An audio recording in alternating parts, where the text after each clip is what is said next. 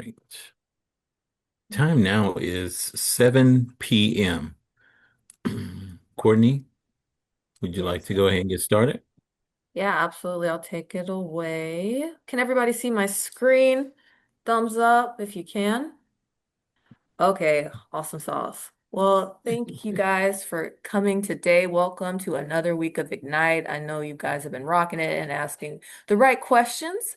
Um, my name is Courtney Booker. I'm the career coach for the College of Arts and Sciences. So that's anywhere with communications, English, social work, teachers ed, African American studies, uh, what else? It's a lot. Okay, honestly, and it keeps growing. But I'm the career coach for that. So, I'm really passionate about helping my students know who they are and get the career goals that they want to achieve. Today, I am here with my colleague, Rudy Como. Rudy. Hello, everyone. My name is Rudy Como. I'm one of the career coaches here at Prairie View A&M University. I support the students of accounting, finance, and marketing in that house, and pretty much any other house as well. Again, I am one of those individuals that are driven to ensure that our students are career ready and career developed. So I'm happy to be here, and I'll give it off. Okay, and I'll introduce our guest speaker today here shortly, and I'll let her have, her moment to shine. But again, guys, thank you for coming to Ignite Level 2 Mastery in Motion. This is the second year for Ignite, so this is 2026. So, uh, thank you guys. Let me click next. Okay, so guys, go back. Okay, so we are in week 4. Today's session is titled Get Your Time and Your Life Together. Today or this week, we'll be doing it from June 23rd, today, and Saturday the 27th. We start at 7 today, and remember, Saturdays are at 11 a.m. So if you want to get more information or want to come back, you are more than welcome to. And again, the platform is Zoom. The NACE core competencies that we're going to be talking about today are career and self-development and professionalism. Okay. And remember, guys, the weekly expectations, attend at least one session a week. Cameras are on at all times. So if anybody's camera is not on, please turn them on. That is how we take attendance. That's how you get credit for coming to these sessions.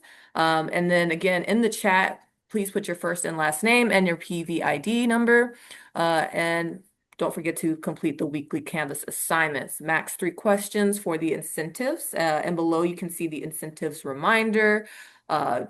If you guys have been here this whole time, you guys know them, but please refresh yourself. And today I am so excited and happy to have Miss Lisa Williams here from the Dow Chemical Company. She's going to be touching on some really great topics for you guys today. And so I'm going to quit sharing my slide. I'm going to let her bring up hers and introduce herself and get this show started. Wonderful. Thank you so much, Courtney. Can you hear me clearly, by the way? Yeah. Yes. Awesome. All right. So let me go ahead and share my screen.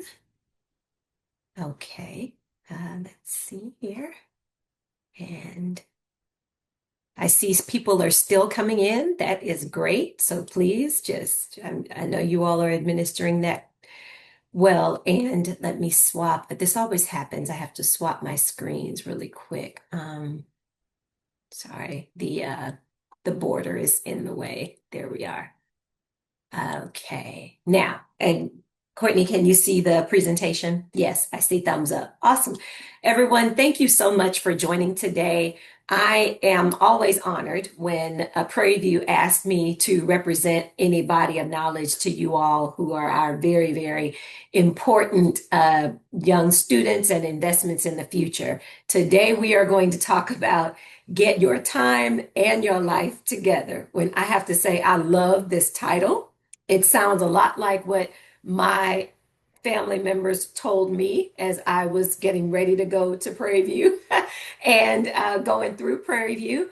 And let me tell you, I learned some of the best lessons of my life on that campus in those very condensed 4 years about managing my time and my energy for personal success, not just career success. So, again, I'm very honored to be here. I would really like this session to be interactive, as I know the production team here as well, and the Career Services Office would like this to be interactive. So I am looking for the hands to raise, either because you have a question or maybe you have an insight or a comment to share. And I will certainly pause as we go through the content, and we'll certainly leave time at the end for a deeper Q&A. So I think with that, we're ready to go. I do want to introduce myself just a little bit. As you can see, I graduated from Prairie View in the College of Engineering in 1997. I have a Bachelor's of Mechanical Engineering degree. However, I've evolved my career over quite a few different functions. When I left Prairie View, I went to Penn State to get a master's in manufacturing management, and that was a good combination of business and engineering for me at the time. That was a little bit different than getting an MBA. So that decision afforded me a pretty diverse career in taking the systems and logical thinking that we learn in engineering into some other places like supply chain and IT and procurement and other places. So now I'm doing workforce strategy, which is very appropriate for how I'm coming to you today and helping you be more prepared to show up in life, both in your personal and professional endeavors. Some of my career values are aligned to systems thinking, inclusive collaborating, making sure I network and connect with a lot of different people to get a lot of good and fresh perspectives while I'm sharing my own to come up with even better ideas and approaches to solving problems. I love investing in people, one of the reasons why I'm here with you today, and I am absolutely results oriented and focused on delivering results. And in today's world, you absolutely have to be focused on delivering results. How you get to the solving the problem is important, but you must actually get to solving the problem. And we can't lose sight of that. And because our world is a little bit more competitive these days, learning how to effectively manage your energy and how you choose to prioritize and focus your time and your efforts is a critical skill that you can build right now. So you can see the picture of me now, but you can also see the picture of me back when I was on campus at Prairie View. That was probably circa 1994, 1995, I think. I was in a differential equations class. I will never forget that class. I will never forget the incomparable Dr. Freddie Frazier, who is a Prairie View A&M University legacy and was my instructor at the time, my professor at the time. And they were doing some sort of a campaign for the school, right? Advertising and branding. And I was able to get this picture from some of the archives. And I'm very proud of it because that class was very, very, very hard.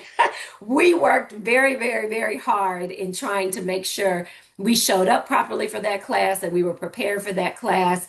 And with Dr. Frazier's investment and encouragement, I was actually able to be a tutor in that subject, where in the first few weeks of getting into it, even as an engineering student, I struggled. And some of the lessons I'm going to share with you today, I actually learned back during that time.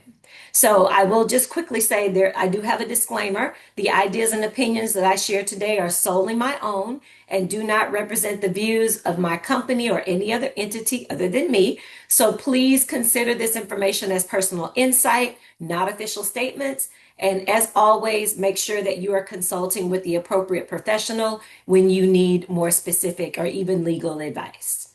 Okay? So with that being said, from the hill to leadership, just want to reiterate a little bit of my background and even my time with Dow. I worked with Dow most of my professional career, 28 years. Dow did provide half of my scholarship to Prairie View as well as paid for Penn State. So I have a very, very long relationship with Dow. And Dow has recruited at Prairie View both engineering and business majors for almost 40 years now, since the mid 80s. So we have a very, very long legacy, love, and partnership with Prairie View. I am here absolutely because I care about your outcomes. So again, I want to thank you for being here today. The habits you build here will follow you into every room you walk into next. And so again, I really want you to think about what I'm saying, what we're discussing, ask good questions, and be encouraged to share some of your insights. As I open, I want to reiterate I'm sitting, or I sat in some of the same seats you have. When I was at Prairie View way back when, I was one of the most visiting students to the Career Services office. And I used every resource Career Services offered back then, the professional development coaching, the access to scholarships, learning about and preparing for the career fairs, and learning how to do the follow ups, even working in the Career Services office for a little bit. I did it all because the purpose of going to college at the time was to get a job. And who else better knows how to get a job on campus than Career Services? So I sat in your seat. I attended sessions like this, and I want to make sure what I'm telling you is relevant to you. What helped most, it was building the habits and the systems I could rely on under pressure. So it's not about memorizing what to do per se, but building an internal system and habits in how you respond to certain situations and how you learn how to show up. So maybe just with a quick show of hands, how many of you out there still feel like you're still trying to figure it out? You know some of this stuff is important, but you're really just learning the beginnings of it. Or even if you've got some beginning foundation, you want to learn more. Just a quick show of hands. And I don't know if I can see on the screen. I can certainly see the reactions, right? If you give me a thumbs up or if you give a high five, some of those. Okay, great. Awesome. Thank you for sharing that. Okay, so one of the first lessons tonight is definitely discipline equals design and not just willpower. You can't just will yourself only to improving yourself at something. It takes practice. Well, first, it takes acknowledgement that you want to improve. Then, once you understand that, you have to go and find the resources for that improvement, like you did tonight. But it is absolutely something that is done consistently, persistently, over time, and with intention. So, discipline is not just motivation, it's not just inspiration. The systems and the environment and your habits are what will allow you to ultimately reach your goals because you will be able to fall into the systems of success you are creating for yourself. I want you to reflect on a question for a moment. When you think about what gets in your way most often, is it distractions? And that could be family, friends, digital devices, other things. Is it overcommitment? You're simply doing too many things in too many different places and you need some help with some focus. Or maybe you have structure, but the structure is not working for you, or you know you lack structure. Anyone on the call would just like to shout out one of these three, or if it's something else?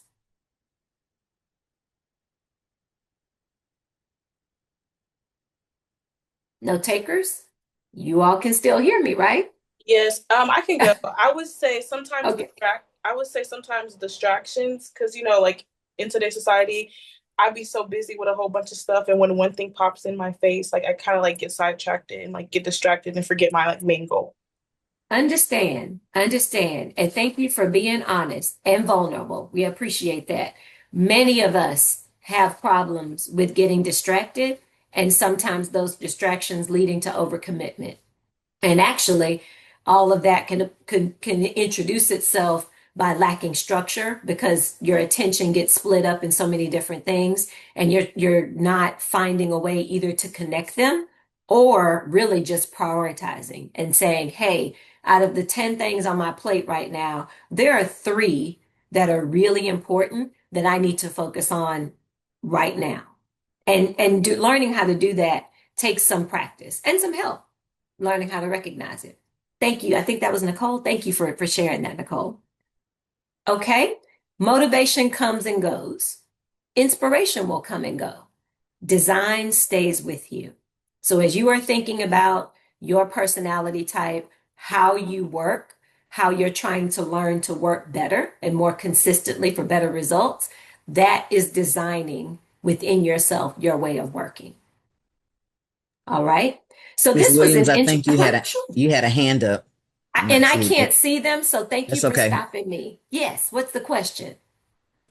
Or actually, I wanted to comment on the original question about Thank you, what you Austin. work on most often. Of Yes. course. Oh yeah, I just wanted to share. I feel like personally, I've really ran into overcommitment, trying to handle too many things at once. And I feel like it comes from not wanting to miss an opportunity, but sometimes you really have to prioritize what's best for you at the moment. I love that, Austin. Thank you so much for sharing. And listen, college is the time and place where you are supposed to be learning new things about yourself and experimenting, trying new things. So it's a delicate balance, right? This is really one of the most wonderful times of exploration in your life. At the same time, you've got to be focused enough to make sure you reach the ultimate goal, not only of graduation, but whatever that means after the fact, whether you decide to become an entrepreneur or go work at a corporation or whatever nonprofit, whatever it is you chose to do. So, again, this is a wonderful learning environment. When the overwhelming starts to disrupt your productivity and interfere with your success, that's when you need to take an assessment and start asking for help and learning what's really important to me in this phase of life, which could be a month, it could be a semester, and accepting and recognizing you have time in your life to do and try some of those other things. You've got time. It's okay. Awesome. Thank you for stopping me. Anyone else? Okay. So then the next topic, well, continuation, stop managing your time and start managing your energy. Listen, I'm 51 years old, okay? I probably learned this lesson in pieces, maybe the first time really in my 30s. I would have been a lot better off if I would have learned about the importance of my personal energy, how to name it and define it. What is energy to me and how does it show up in my mind and in my body and my spirit? And then how do I focus that energy on the things that truly matter? So it's not about managing the time. It's about managing your energy. Productivity is about doing the right work at the right energy level. And yes, there's different kinds of work that require different kinds of energy from you. And when you treat all work the same way and you give it all the same amount of energy, that is a fast road to burnout. Can't do that. So, four kinds of energy matter. There is your physical energy, your mental energy, the brain power, your emotional energy, the energy it takes for you to show up with your heart and your gut, maybe. Mental energy, your head. Emotional energy, your heart and your gut. And then purpose, which is really your passion over time. So if you start thinking about how do these four types of energy, what do I understand about them? What do I need to learn about them? And how do they show up in my life? Then you can start matching those different types of energy to the kind of work. And work can be high energy, meaning it's very deep. It takes a lot of effort on your part by yourself, like studying for exams or doing research projects that are, solo.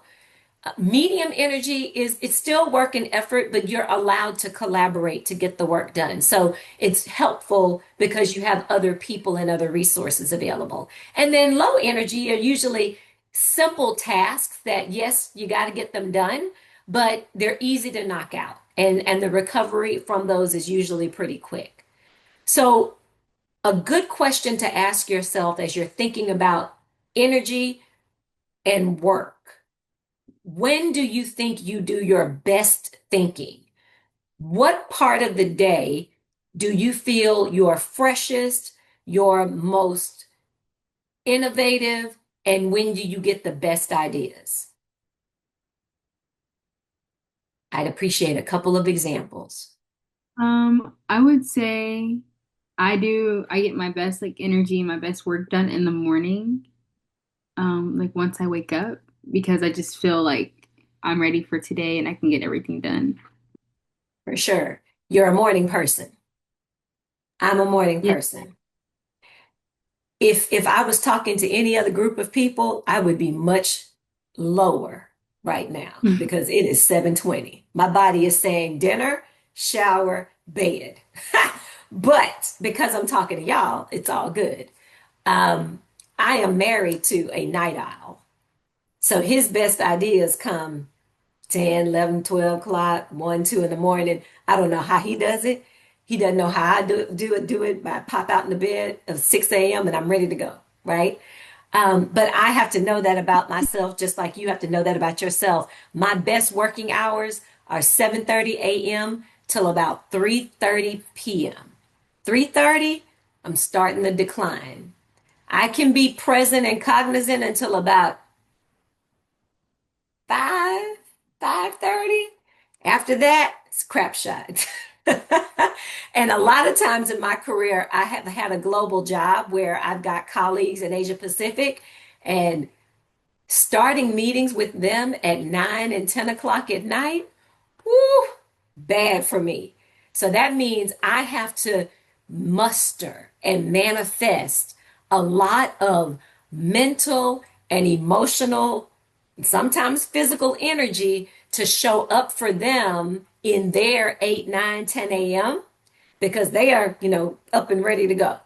And sometimes in your school and your career, you will be called to perform in those kinds of situations, and it's important to know when you work the best. Thank you. Did someone else have a different example? Yeah, we got some hands raised. Y'all go ahead. Um, I'll go. My name is Anastasia Clark. I'm a senior accounting major, interning at Corbridge Financial this summer. And Mhm. I would say my best time, I do my best thinking usually in the morning, but I've also learned that it's after a certain amount of things I'm doing. So like in the morning, I like to take an hour to myself, just kind of relax. Don't think of anything like task or anything work I have to do. Kind of just relax and find inner peace, and Mm-hmm. then I can get into everything else. And I can do that from any point in the day, but I prefer the morning. That is so wonderful, Anastasia. Thank you for sharing that. Um, I really appreciate that we are, as a society, are prioritizing mental health and learning how to take care of yourself. And that a wonderful, wonderful skill you can learn while you're in school and take advantage of any resources, especially if they are free, that Prairie View is providing to help you on that self-discovery journey because it's just going to help you so much in life. That's wonderful.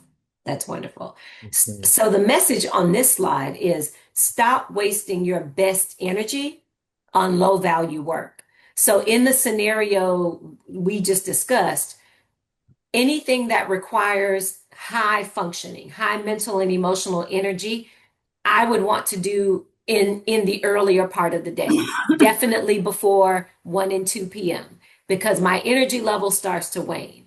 I typically reserve the easy administrative tasks, things that take no more than 5 to 15 minutes for the afternoons and evenings because they're easy to knock out. Now, here's the catch. Sometimes doing those administrative tasks are a boost to your emotional levels because you feel like you're checking task off a list and that's always rewarding. And you could, as a morning person, sometimes I get sucked into doing the tasks in the early part of the day, and I expend a lot of energy on that. And by the time I get to the middle and end of the day where I really need creativity, I've already spent it Mhm. on the low tasks. Think you have a Mhm. couple of more hands, Ms. Yes, Williams. I can't see y'all's hands, so thank you so much, Cassandra. Where, please go ahead. I can't see you, but go ahead. Okay, hi, I'm Alina Williams. I'm a rising junior finance major. I'm interning at Boeing on the commercial spares finance team. And Mhm. I would say for me, my best thinking is I go in at 8:30. So I think around like 9:45 up until 1:30 when I take my lunch is when I get my best work done. and then my best thinking because, after lunch, things slow down a bit after you eat, and then it picks back up again right around 3 up until um, I clock out with around 5. So. Okay. So you've noticed that your energy sort of peaks and valleys and peaks again and valleys, and you can manage that with food or taking a brisk walk or something, right? That works for you. Good. Thank you, Malia, for sharing that. Was there another hand? I think Kelsey was had her hand up.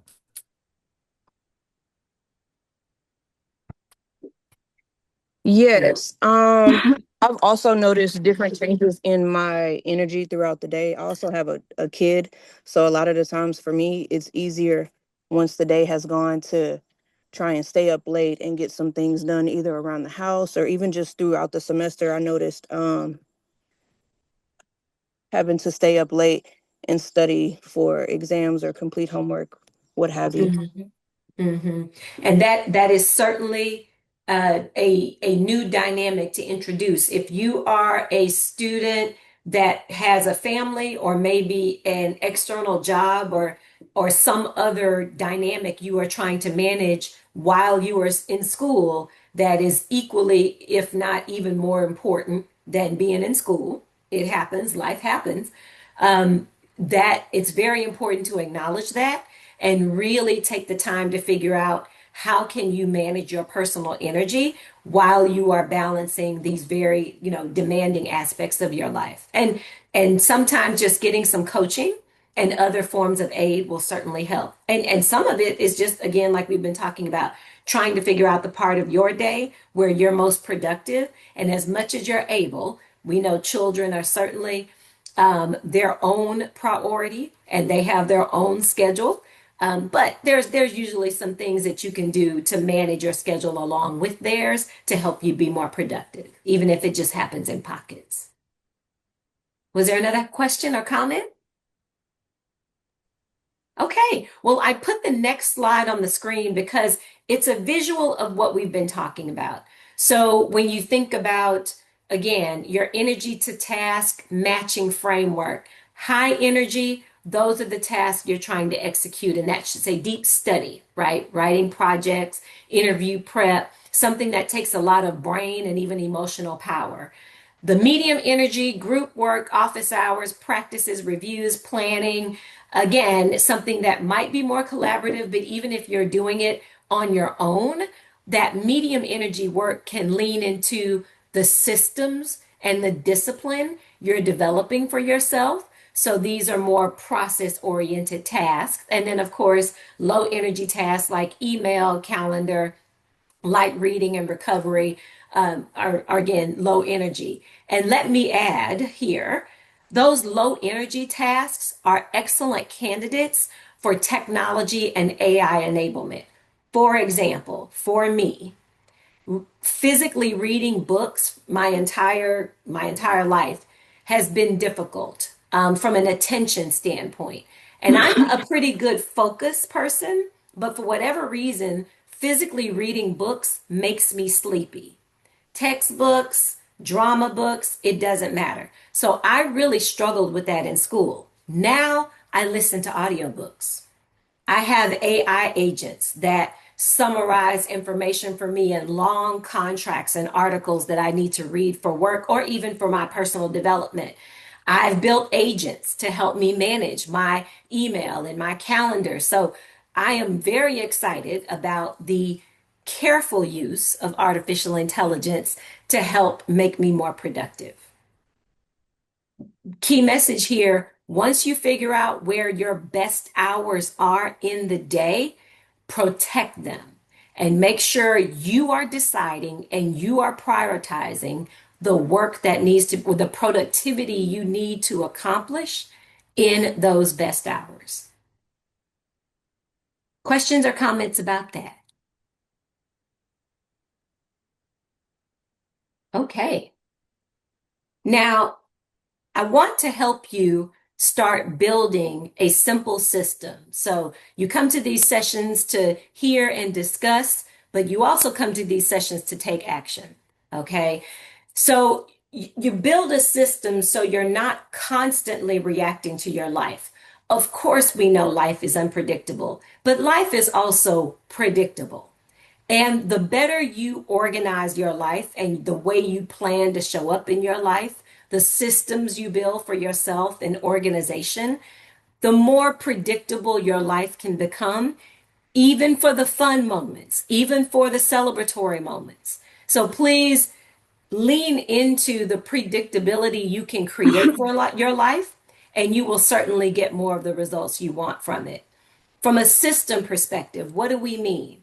We mean it's important to understand what's important in your life in this phase of your life and have a system for capturing those things. Whether it's you're in class, you're working a job, how do you make sure you are capturing the information you need to be knowledgeable about the things you're responsible for and be successful in executing? You have to look at every week before the week happens and prioritize what's important for that week.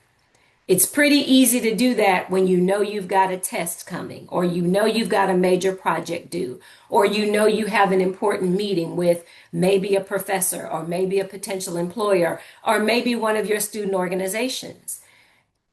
You have the capacity to prepare for those things if you use your time and your calendar and your prioritization fully. And just know that the human brain and your physical body can only focus and execute activities with excellence for about 60 to 90 minutes at a time. So when you're trying to schedule your priorities and your calendar of activities, recognize you do need downtime. Even if it's a 15 or 20-minute break in between classes or in between studying for different classes, you need a break, and you need a meaningful break, not 5 minutes and I'm going to leave math and go to social studies or what have you. I'm going to take a 15 to 20-minute break. I'm going to get a snack. I'm going to drink some water. Maybe I'm going to walk around a bit. I'm going to call a friend and have a quick chat, a quick catch up. I might look at social media, but be careful with that because that can take you down a 2 hour long rabbit hole that is doing what? Drawing and pulling all of your energy and your focus and killing your time. Got to be careful with that. But you do need a break. And in creating that system, remember, it's the discipline in how you set up and execute your system that's going to make you successful. So protect the focus time blocks that you put in your calendar. If you say, I'm going to wake up by 7:30 a.m., I'm going to have my 30 minutes of meditation. I'm going to spend the first hour, 8 to 9, organizing my day. My first class is at 10, 10:15, 10:30, and I'm off to the races for the rest of the day. The better you protect those blocks of time, the better you're going to show up for yourself and claim success by the end of the week, the end of the month, the end of the quarter, the end of the semester, graduation day, right? Minimum standard discipline is what you do even on your worst day. So I know I said what I just said. I know I said what I just said. There will be days where interruptions happen, and you've got to give yourself grace for that. If you are mostly in control of your calendar and your priorities and your activities most of the time, it actually better prepares you to handle life's unexpected occurrences. Go ahead and deal with the thing and come on back to your structure. And always give yourself some time for reflection. Do you have a system, or are you reacting to whatever hits you whenever it hits you? Okay, so I'm going to pause again. Discipline is not perfection, it's consistency. We all know life happens. Give yourself grace to accept the inconsistencies in life, but get back on your game. Comments or questions?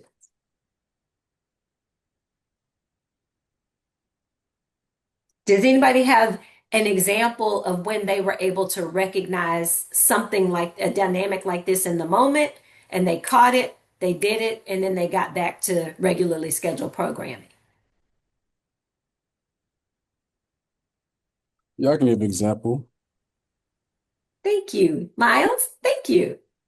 Yeah, so I'm also at Boeing as well, like Malia. And last year, my team worked in office kind of every single day. Now I'm in with a different team in a different city, and they work in the office only Monday and Tuesday. So we have Wednesday, Thursday, Friday at home. So it's Oh, very easy to get sidetracked when you're at home, get off your schedule. And I understood that immediately. So I was able to actually stick to my schedule at home, get my routine going, as you said. Consistency is the key. So same way I would wake up on a regular work day, same way I wake up remote as well. And that's what worked for me. that is an excellent example, Miles. Thank you so much for sharing that. That is excellent and showing a lot of self-discipline. Good for you. Good for you. Other questions or comments? Okay. I think I've only got maybe a couple more slides, and then we will certainly get into some deeper Q&A. I must touch on using AI as a teammate, not a crutch. And I definitely want to see the physical show of hands here. How many times? I'm sure you've already heard, show of hands, you've already heard this before. AI is an enabler. It is not your brain. Show of hands. AI is an enabler. It is not your brain. Absolutely.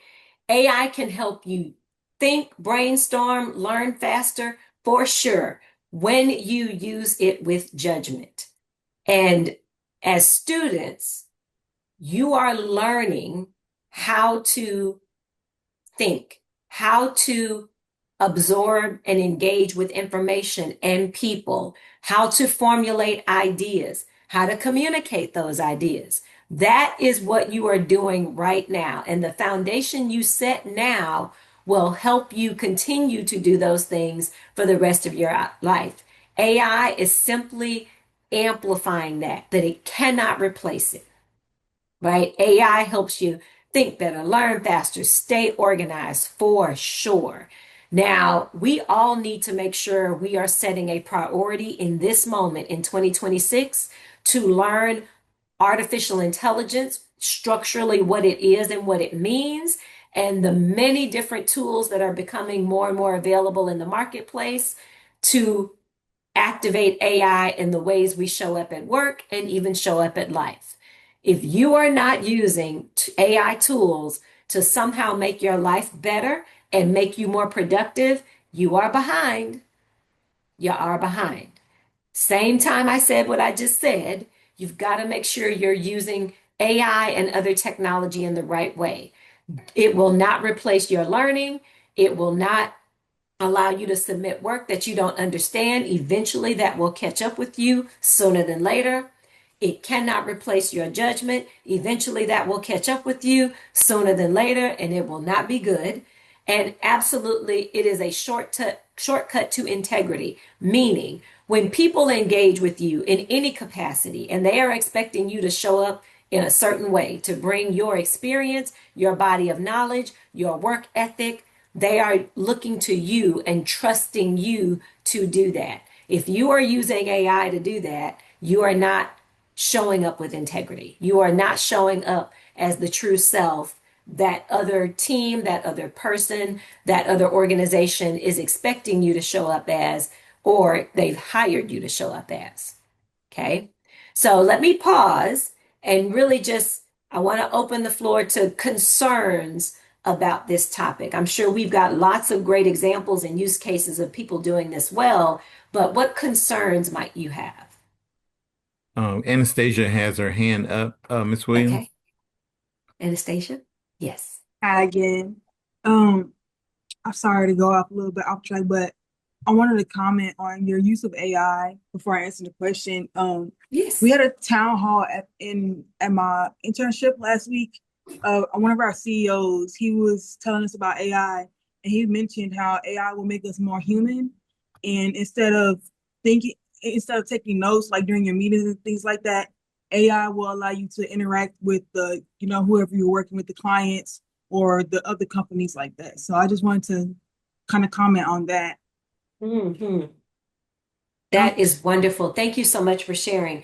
AI will allow you to be more human. Our leadership has said something similar, basically meaning AI will allow you to focus more in human to human engagement sessions because you're not worried about the mechanics of trying to capture what's being done and what's being said, right? That's what recording devices are for. And even the recording devices themselves are intelligent and can summarize, well, can transcribe everything that happened in the meeting and then summarize and provide action items to what happened in the meeting. So I have this device. It's called a Plaud, Plaud. There are many of them on the market. It looks like a credit card, and it is a recording device.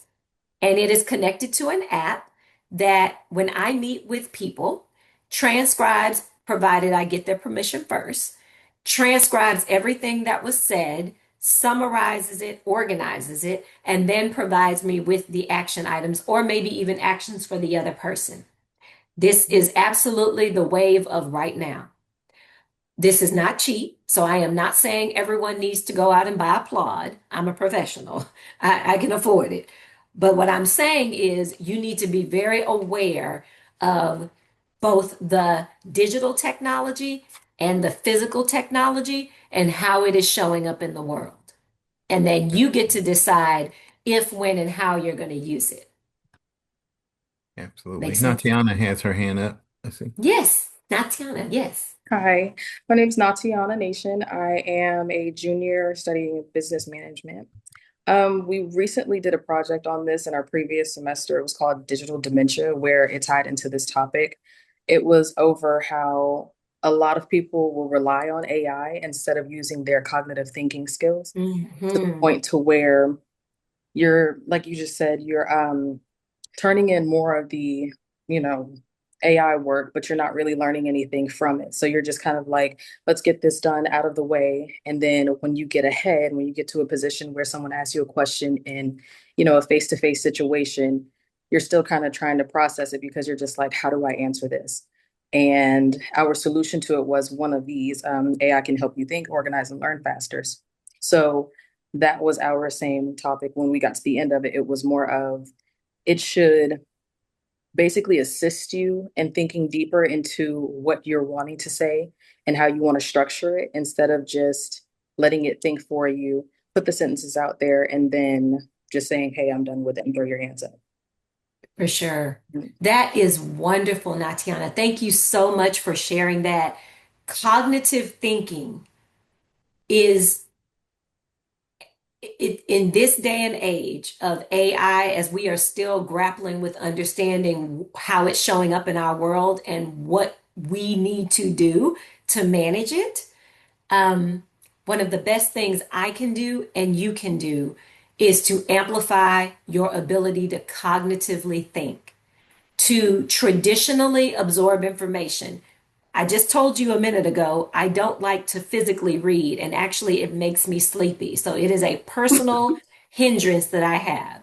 But 25 years ago, I discovered audiobooks before we had digital devices. And I started listening to them. And even in the last 6 years, with subscriptions like Audible and others, I listen to a book every 2 or 3 weeks. That was unheard of in my former life.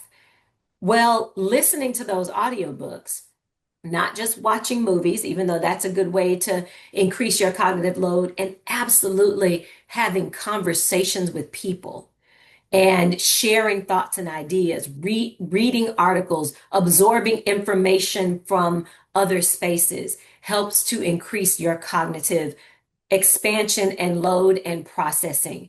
And let me tell you, that skill is something you absolutely need to make sure you are cultivating now and as you go into the workforce, because the parts of our population who aren't able to do that, whether by choice or other reasons, are going to be challenged in the society as it's currently being remade right now.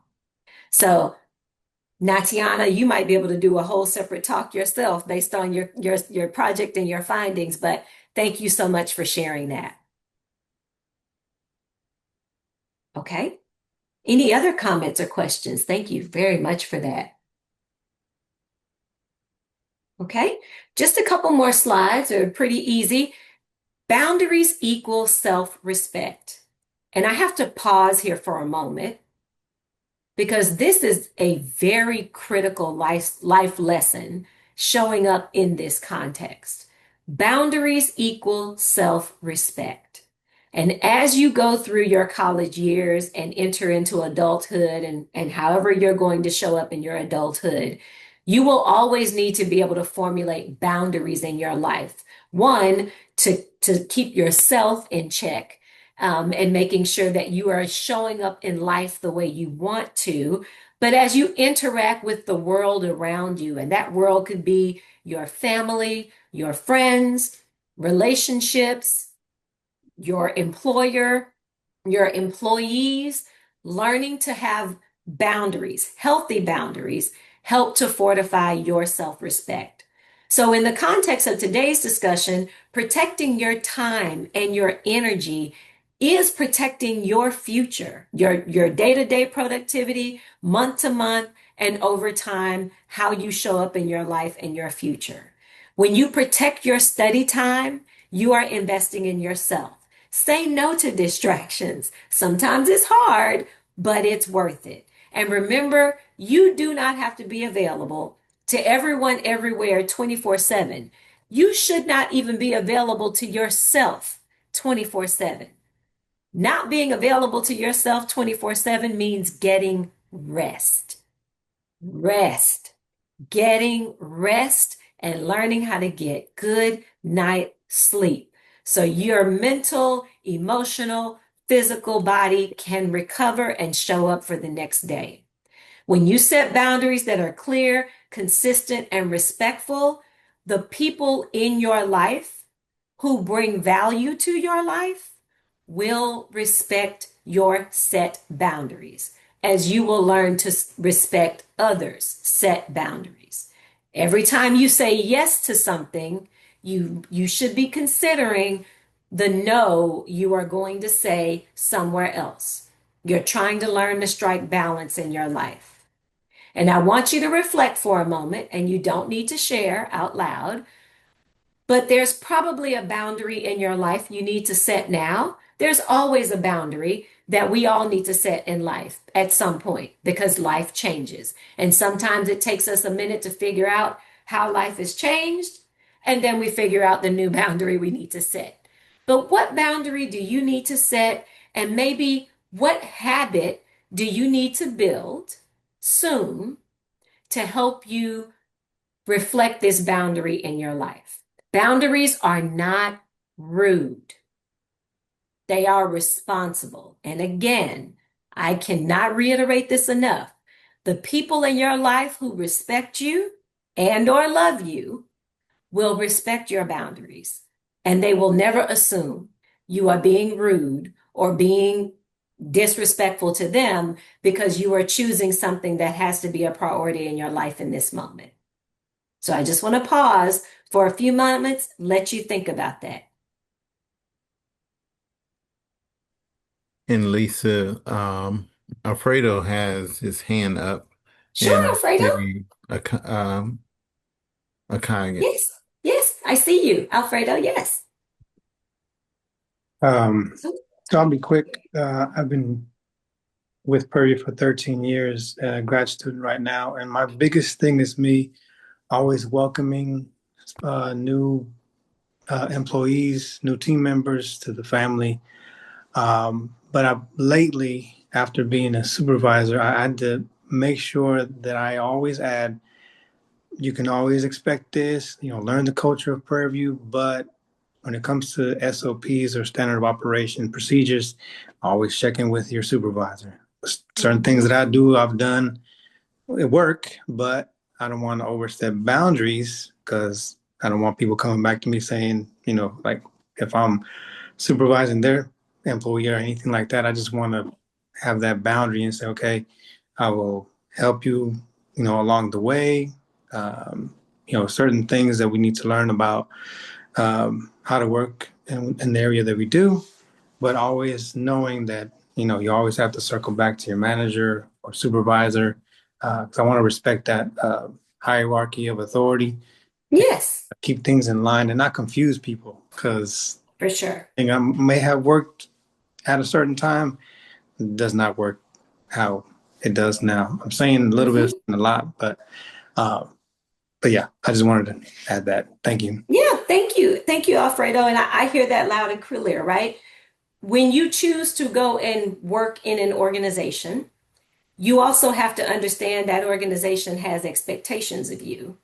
So if for some reason your boundaries start to conflict with the needs and the requirements of that organization, especially if they are bringing you into that organization, then now you have a conflict and you have to make a personal decision, right? Are my boundaries still appropriate for this scenario I'm in?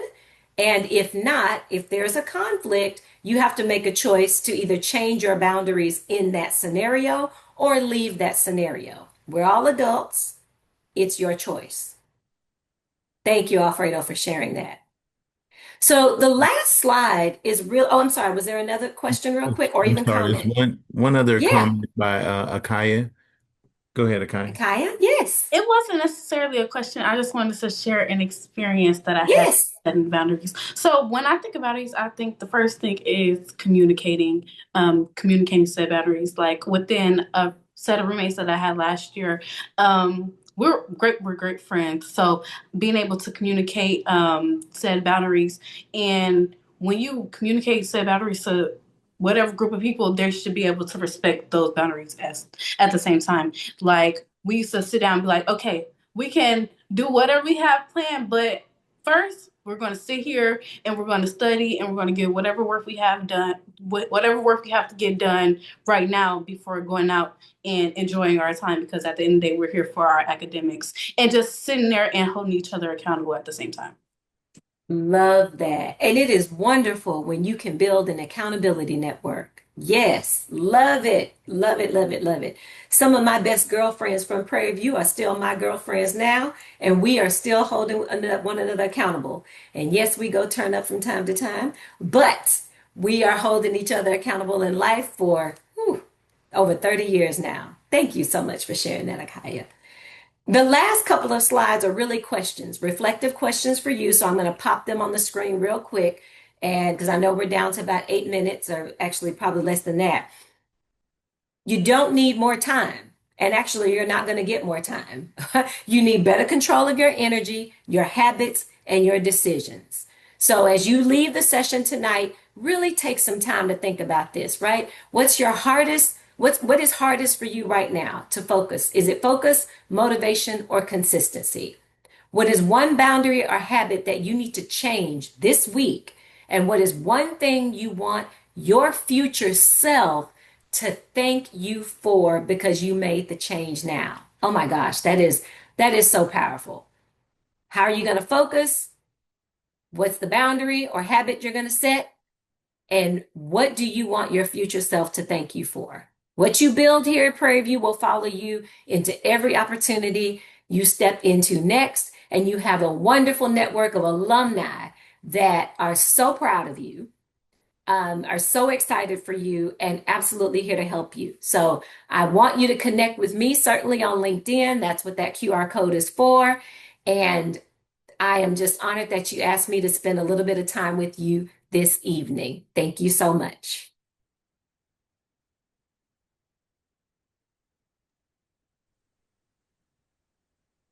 All right. Turning back over to you, Courtney. Yep. So you guys, thank you for a wonderful presentation. Mrs. Williams, that was awesome. Does any of you guys have any questions for Mrs. Williams or anything that you Lisa is fine, Courtney. Thank okay, you. sorry. Okay. Lisa Okay. is fine. Lisa, yes.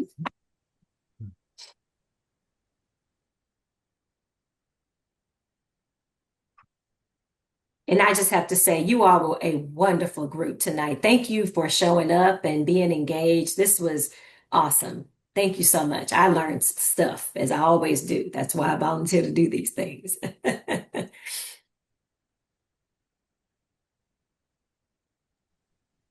Hello. Austin.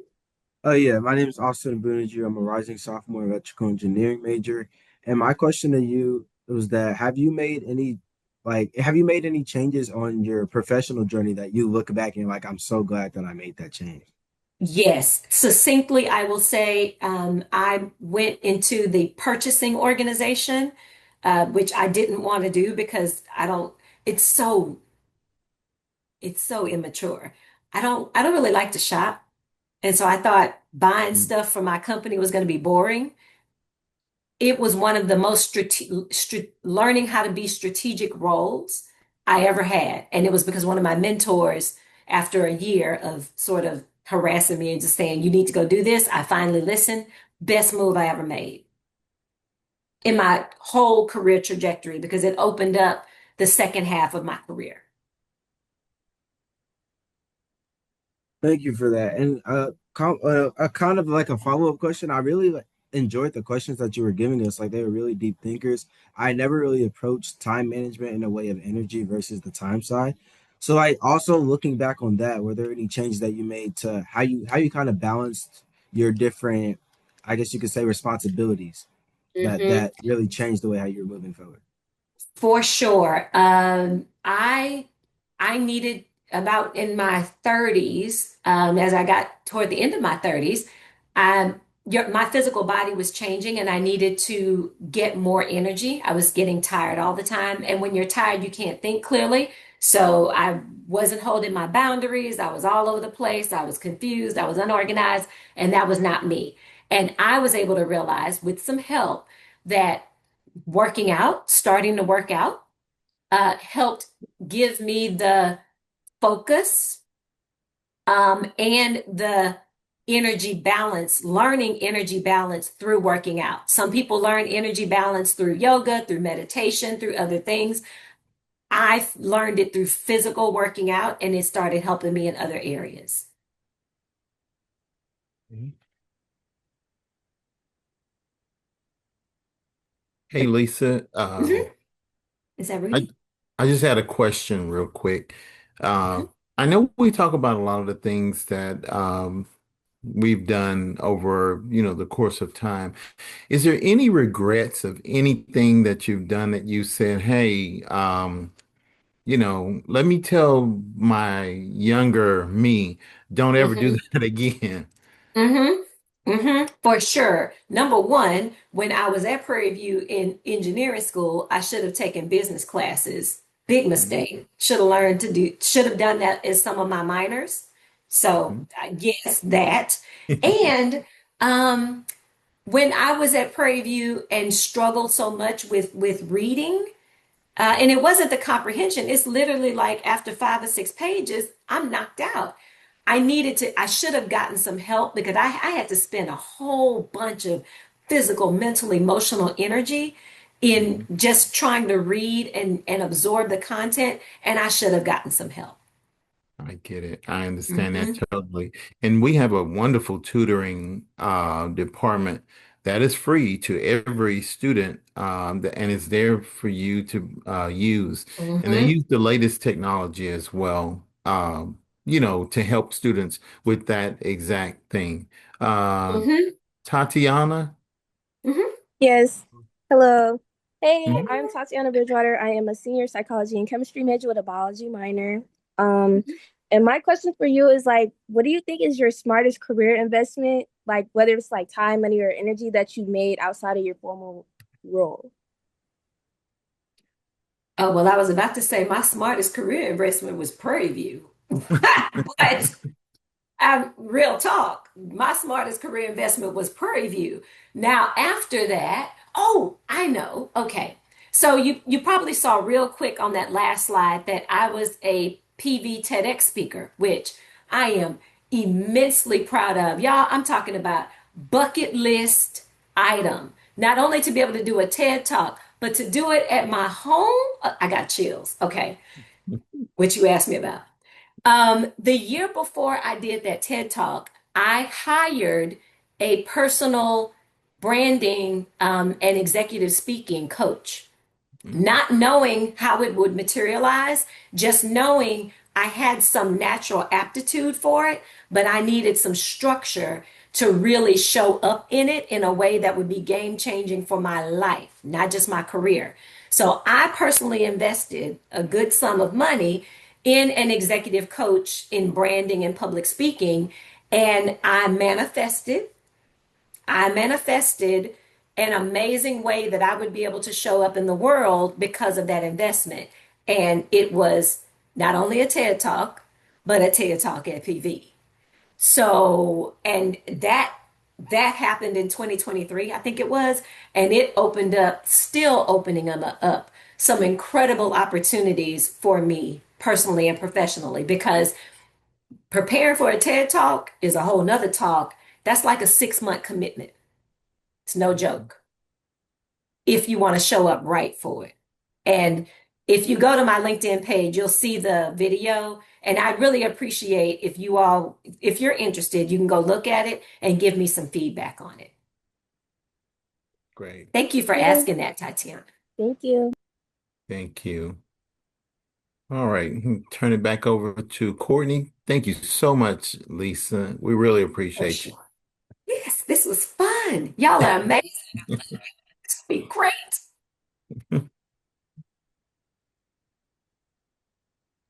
Okay, can everybody see my screen?